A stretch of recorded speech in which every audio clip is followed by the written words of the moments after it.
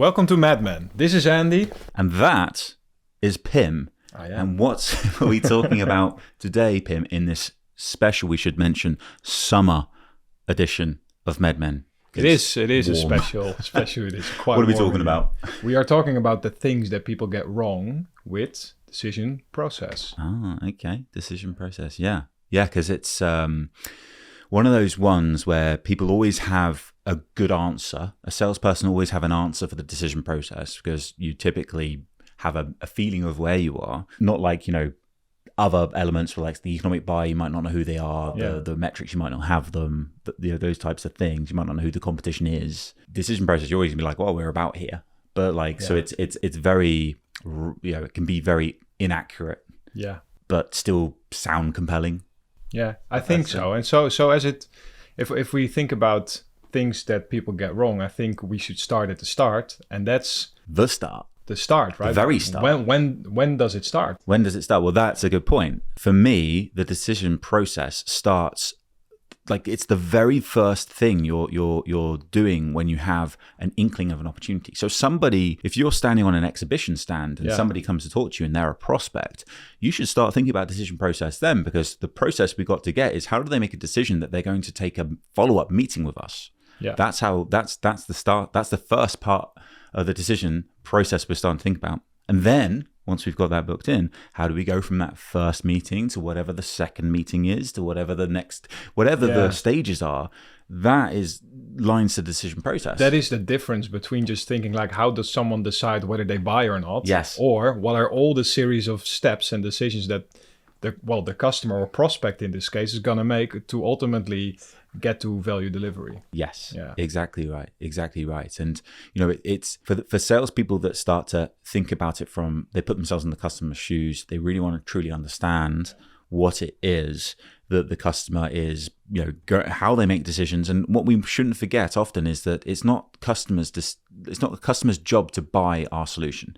They've got day jobs. Buying our solution is probably a very, very small part of their entire role. And I think I once, in research for a piece of content we were creating, I went through something like 50 different job descriptions for a particular role, a marketing director role. And what I was trying to do is I was trying to find a job description where it mentioned a technology on there, a solution on there. Yeah. None of them did.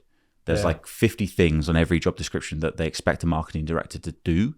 None of them were about the solution, let alone buying it. Yeah, absolutely. No, I think that's about ownership, right? So that's the assumption that ownership of the decision process would be with the customer, where it's really something that as you build up like your champion and you triangulate things in the business, which is another sort of wrong, right? That happens quite a lot.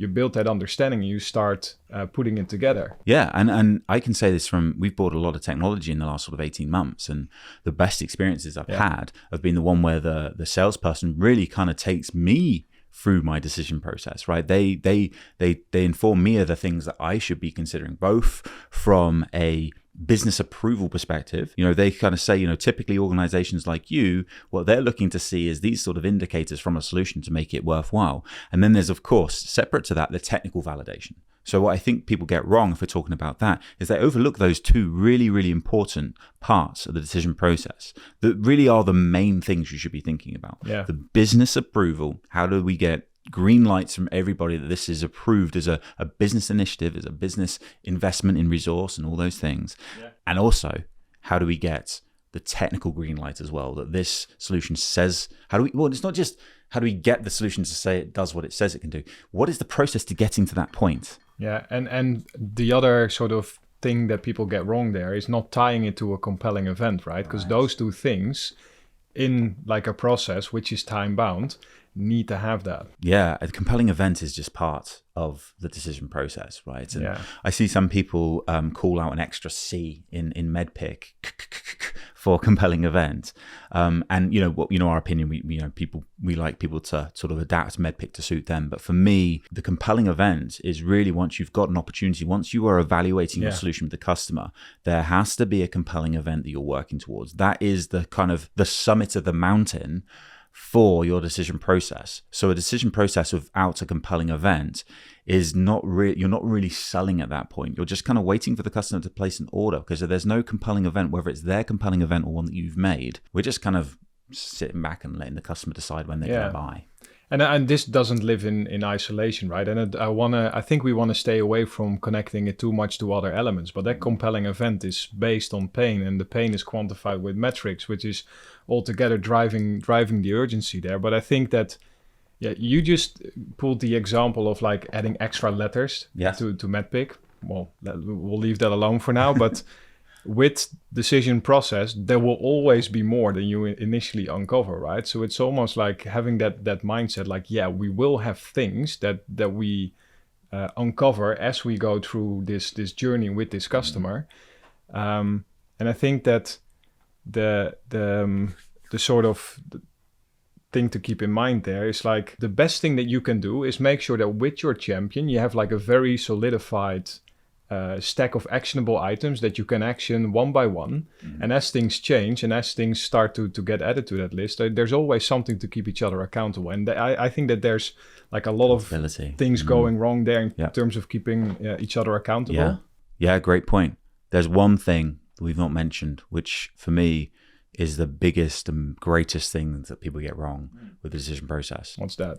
It's that they think that it's the customer's timeline and the customer is completely in control of the timeline. They say, well, the customer decides when they place the order, whereas they've got their own time frames and things to keep. If that were true, then why do quarters always do like this? Quarters, the only reason we know a quarter exists is because the orders start flying in towards the end of it, right? That's it. And the pressure gets up and all that kind of stuff. Like, so many organizations have different financial years now.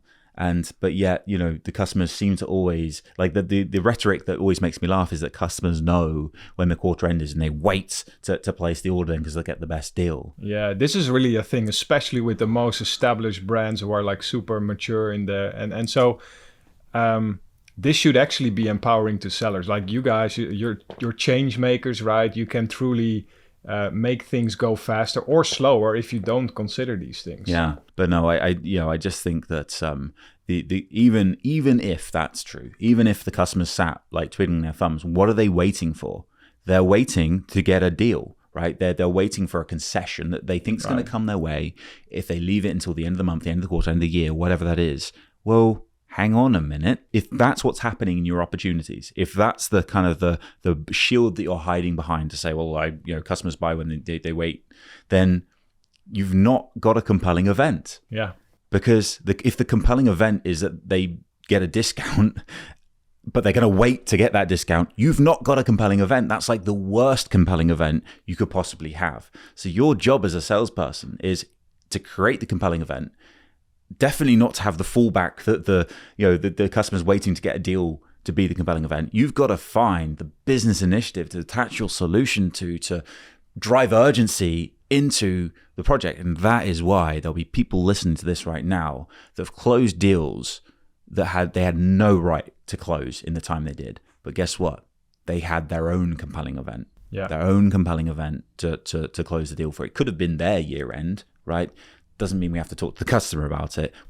And even if we did, if that was our compelling event, year end, if we take that to the customer, it's not going to be as compelling as if we relate it back to something for them. So for me, the number one thing people get wrong about decision process is that they leave it to the customer. Yeah. Okay. So in summary, it doesn't start later on in the sales cycle. Customer doesn't own it. Customer doesn't own it. There's always more to it. We kind of have to. We can't just rely on the customers to hear us talk it through with them. Map it out once and expect them to remember it. We've got to make sure we're triangulating all that good stuff. We've got to have a compelling event. I think that's it. Yeah, absolutely. Cheers, Pim. Cheers, Andy.